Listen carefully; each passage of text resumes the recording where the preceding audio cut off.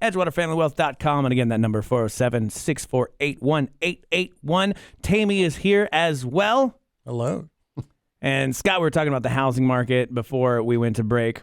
And here's my thing. I get all of my stuff from the internet, from various magazines, not even magazines half the time, just the covers of them. You know, where I just read the headline. And they always seem to have the answer, right? It's always like, oh, all you got to do is just get this mutual fund, and then you're set. Yeah. So I see that they have the number one. That's the one I should buy. That's the one I'm going to buy, correct? That's what people do.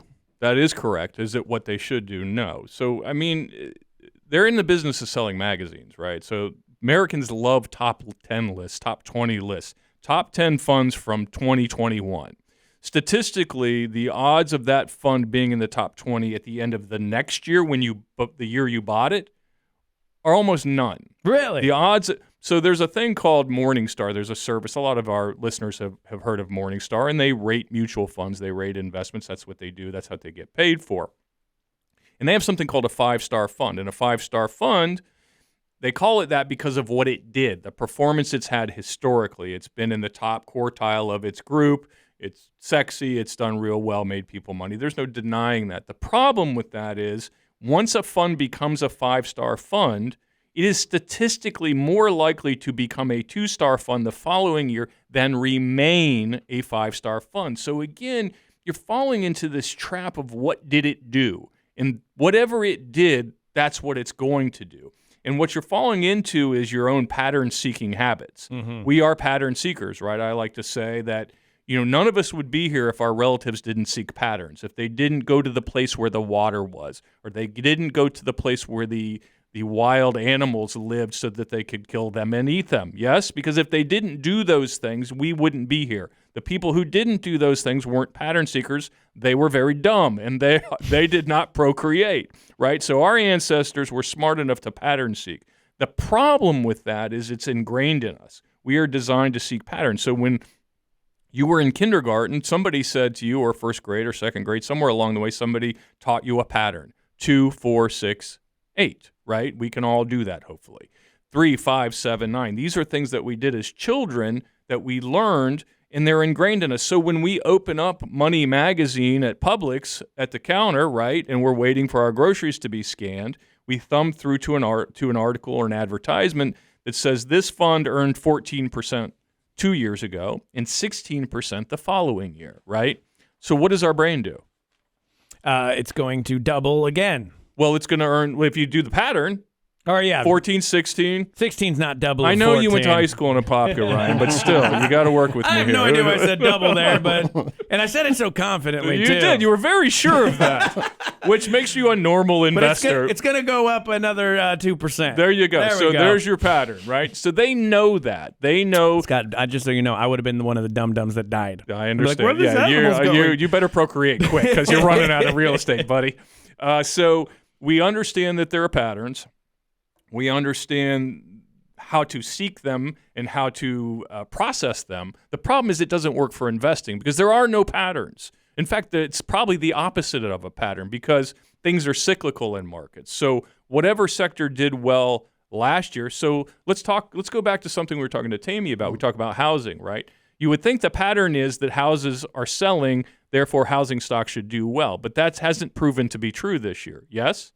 Yeah. Now what is doing well, Tammy? Coincidentally. Wait. Let's ask Ryan what he thinks the best performing sector of stocks are so far this year, starting, say, in about February.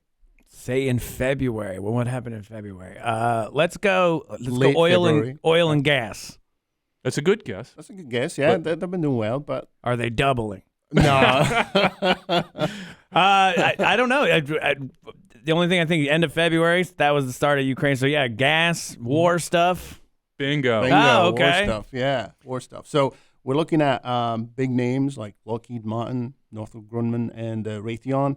And those will be 26%, 15%, and 18% year to date. Okay, so the things that destroy houses are doing well. Yes. Yeah. So, see, there's some symbiotic relationship Yeah. there between destruction and creation. So, proving the old adage that there's money in war, right? So, these stocks are doing well because of the crisis in Ukraine, which nobody predicted.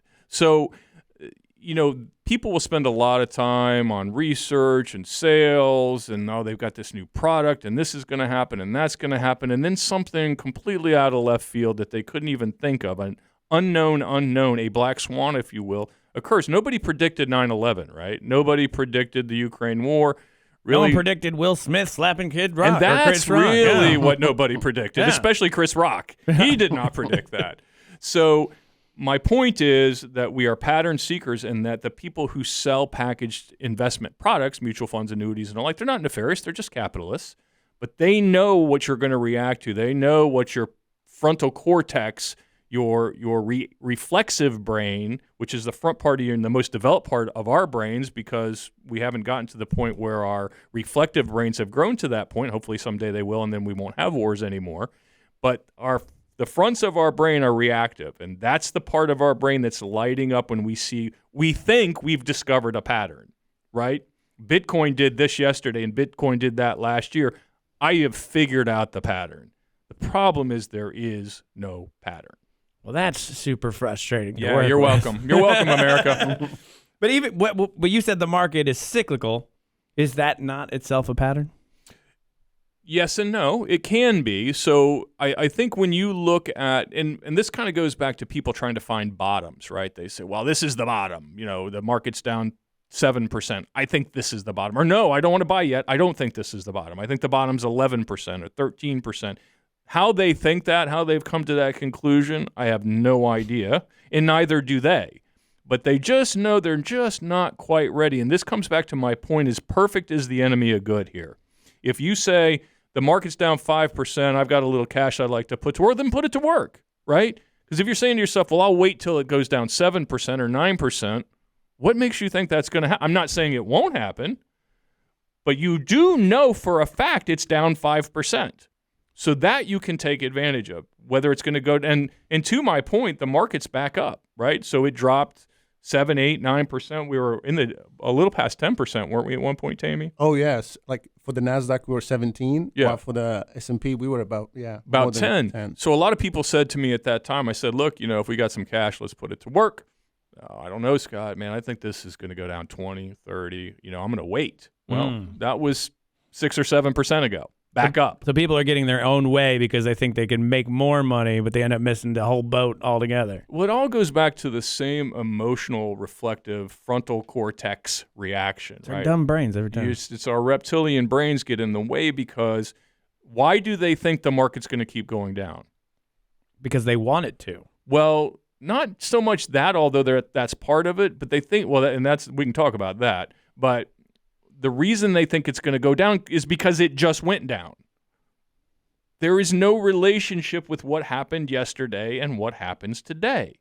Then that is where people get very confused. They get, again, recency bias, I'll say it 1,000 times probably over the next couple of years, is until people can overcome the fact that what happened isn't what's going to happen, they will continue to make the same mistakes over and over again. When you talk like this, all I can think of the first time I went to Vegas and I saw a roulette wheel, and you know how they show you everything that was up before. They'll show you the numbers that have happened before. So it'll be like, there's a black 28, a black 22, whatever. And you're like, okay, well, there's been 4 black ones. Mm-hmm. So that means there's too many black ones. So let's go with the red ones. And the first time I played roulette, I was like, I'm a genius. I figured this out, until I lost all of my money. Yeah, which is why they have the big buildings, and you don't. Yeah, that's true. So what does a smart financial person do with the mutual funds? Because I guess you'd ride one as it goes up. But when do you know to switch to another, or do you switch to another, and you just always are locked in? Well, again, it's about process and discipline. I know here we go again. He's going to talk about some really boring stuff.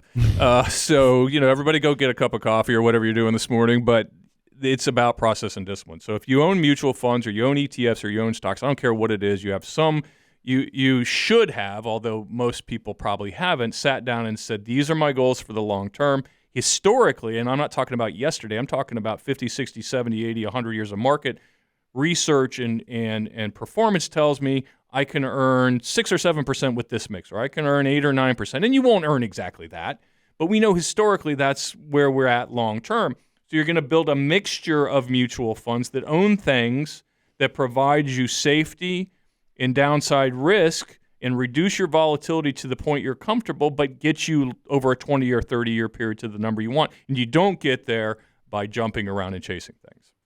And that is why you want to talk to Edgewater Family Wealth by going to edgewaterfamilywealth.com or 407-648-1881 and have a real plan. And we will be right back with more It's Only Money.